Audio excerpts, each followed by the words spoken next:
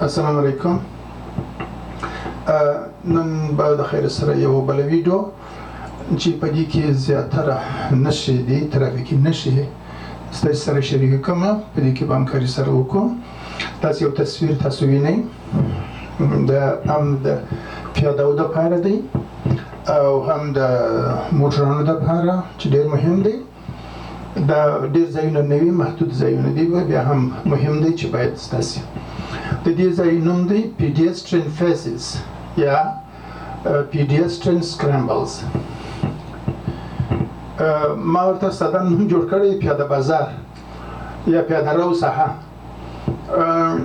دا مکمله ساحه ده، یوازې پیاده رو نه دی. په نورو ځایونو کې تاسو لیدلي وه لکه دا غوندې داسې یو پیاده رو دی، دې ته کراس واک وایي. دلته یو پیاده رو دی، دې ته هم کراس واک وایي. دلته یو پیاده رو دی، دې ته هم کراس واک وایي.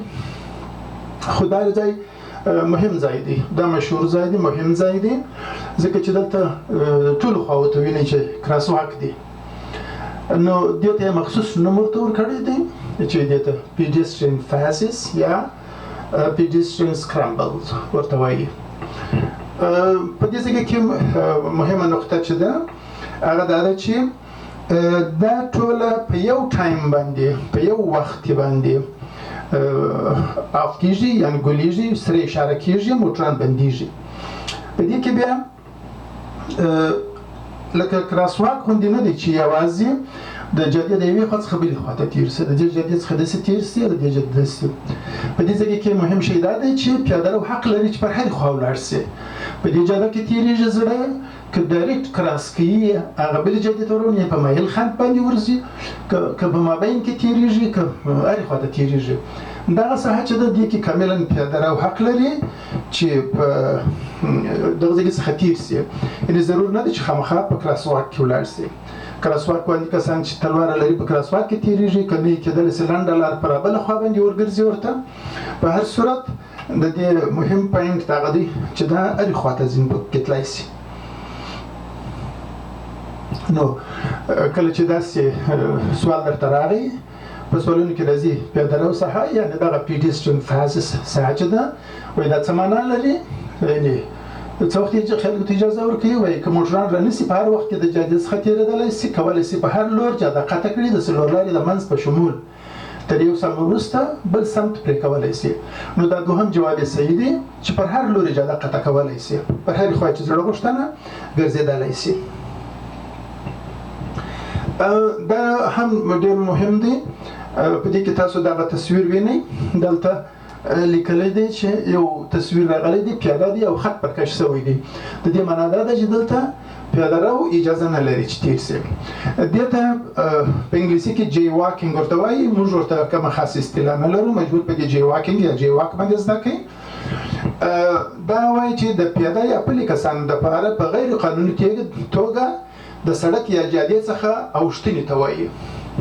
یعنی په هغه ځایونو کې چې پولیس اجازه نه ده ورته ورکړې، قانون اجازه نه ده ورکړې، لکه کراس واک نه دی یا بل شي د پیاده رو دپاره دوه خطونه نه دي کښلي، بلکې پر عام سړک باندې خلک تېرېږي او راتېرېږي، دغه ته جی واک وایي یا جی واکینګ ورته وایي. دا کلمه وایي دغه ساده اطرافي شخص څخه اخیستل سوې ده چې نوی ښار ته راغلی وي او په ترافیکي قوانینو بلدیت نه لري. هرې خوا ته چې زړه وغوښتله ځغلي ورځغږه تېرېږي. مګر په تخنیکي ډول دا هغه د جادې څخه تېرېدل دي چې سخت شخص د ترافیکي قوانینو څخه سرغړونه کوي او ځینې وختونه د جریمې سبب هم کیږي. نو که تاسې چېرته په سړک باندې داسې یوه علامه ولیدله، نو هغه ځای کې به کوشش کوم چې د سړک څخه به تېر نه سئ. قانون دی که داسې ځایونو کې احیانا تاسو تېر شولاست او پولیسو ګیر کړلاست، نو جریمه کوي مو، او جریمه هم تقریبا تر 250 ډالر پورې ده. دې ځای کې به کوشش وکړئ داسې ځایونو کې چې مو ولیدله د جادې څخه تېر نه سئ. او بل ځایونه ښه د هغه تفصیل بیا لري. نور ځایونو کې هغه ځایونو کې چې کراس واک موجود دی، حد اقل یو 20 متره 30 متره فاصله کې هم نسي کولی چې د سړک څخه تېر سي، ځکه چې نږدې کراس واک موجود دی. دغه ځای څخه باید تېر سي. که دغه ځای څخه هم تېر سولاست او ګیر یې کړلاست یا فرضاً موټر ټکر سو، نو مسؤلیت ستاسو په غاړه کې دی. دې ته جی واکینګ ورته وایي. دا یو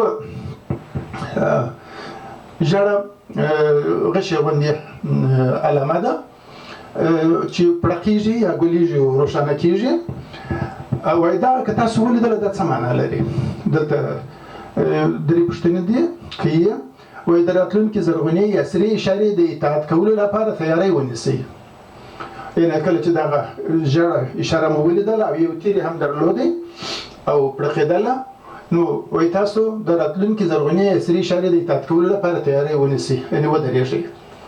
دوهم، د ګرځېدو اجازه شته، خو ته باید لومړی متقابل یا مقابل ترافیک پلي کسان وڅارې، بایسکل والا موټر هر شی چې هغه باید وڅارې او په احتیاط تېر شي. دریم، د مسؤل تېرېدلو وخت ختمېدونکی دی، یعنې تا ته وایي چې وخت ختمېدونکی دی، اوس اشاره سره کېږي. نو دغه ته چې دغه رقم پړقېدونکی یا لګېدونکی او بلېدونکی اشاره ژړه اشاره وه، نو دې معنا دا دی چې احتیاط وکړئ. تېرېدلی شئ خو احتیاط وکړئ چې پر سړک باندې پلي کسان نه وي، موټر نه وي، بایسکل نه وي، بل شی نه وي، نو تاسو په احتیاط باندې تېرېدلی شئ. دا یو زرغون څراغ دی. معمولا موږ تاسې مخکې دغو کې هم لږ ویلي وو، دلته بیا یو بل ډول راوستلی دی. خامخا تاسو د سوال سره مخامخ سولاست، داسې سوال سره مخامخ کېږئ. دا زرغون ثابت څراغ تاسو ته لارښودنه کوي چې دغه زرغون څراغ چې تاسو ولیدل دا لارښودنه درته کوي. څه شي لارښودنه کوي؟ اول جواب، باید د تېرېدلو لومړیتوب هغه موټر، بایسکل او پلي شخص ته ورکړل شي چې په څلورلارې کې دي. دوهم، تاسو څلورلارې ته ننوتی شئ که څه هم ستاسو تر مکمل وتلو مخکې اشاره سره کېږي. دریم، تاسو باید ودرېږئ او چې کله مسؤول سولاست بیا تېر شئ. دا شنه اشاره معنا دا ده چې لومړی جواب یې صحیح دی چې تاسې د تېرېدلو لومړیتوب هغه موټر او بایسکل او پلي شخص ته ورکړئ چې په څلورلارې کې دي، چې تیار په څلورلارې کې موجود دي، هغوی باید تېر شي، بیا پس له هغه تاسو تېر شئ. یعنې داسې نه چې هغه موجود وي او تاسو وایئ چې اشاره خو شنه شوله او بس پرې روان شئ ورته. نه، اول وګورئ چې په چارایي کې په څلورلارې کې هلته څوک نه وي موجود، هغه نه وروسته بیا تللی شئ. یعنې زرغونه اجازه د اشاره چې ده دا د اجازې نامه ده، مګر موټرسایکل، بایسکل، پیاده که څوک په مخ کې وو هغه ضرور دی چې تېر شي. یوه زرغونه نښه یعنې عین شی ده. په بل ډول یې سوال راوړی دی، وایي چې دا څه معنا لري؟ یوه زرغونه نښه یعنې څه؟ اول جواب یې ودرېږه، دوهم جواب احتیاط، دریم جواب ځه. نو د زرغونې نښه معنا دا ده چې اجازه سوله، ځه د خیره. خو په هر صورت چې ځې هم مخته باید ټول شیان چک کړې، کنټرول یې کړې.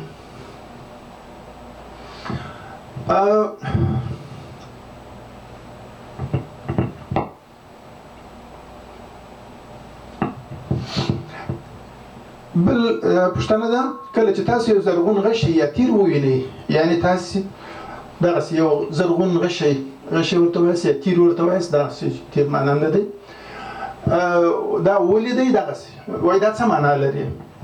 نو اول جواب، تاسو مجبور نه یاست چې د هیڅ پلي، بایسکل یا موټر پروا وساتئ کوم چې په څلورلارې کې دي. اشاره شنه ده، د دې معنا دا ده چې بس تېرېږه، پروا نه لري چې څوک شته که نشته. دوهم جواب، تاسو باید د غشي په لور وګرځېږئ وروسته له هغه چې د پلي کسانو، بایسکل والاو او موټرونو حالت په څلورلارې کې وڅارئ. دریم جواب، مه ګرځېږئ. نو دا دوهم جواب یې صحیح دی چې تاسو باید د غشي په لور وګرځېږئ، یعنې که دا غشی دې خواته و دې خواته وګرځېږئ، که دې خواته و کیڼ خواته وګرځېږئ، خو په دې شرط چې د پلي کسانو، بایسکل والاو او موټرونو حالت په څلورلارې کې وڅارئ. هغو ته فکر ونیسئ چې هلته موټر نسته، بایسکل نسته، موټرسایکل والا نسته، پیاده نسته، پس له هغه څخه تاسو تېر شئ.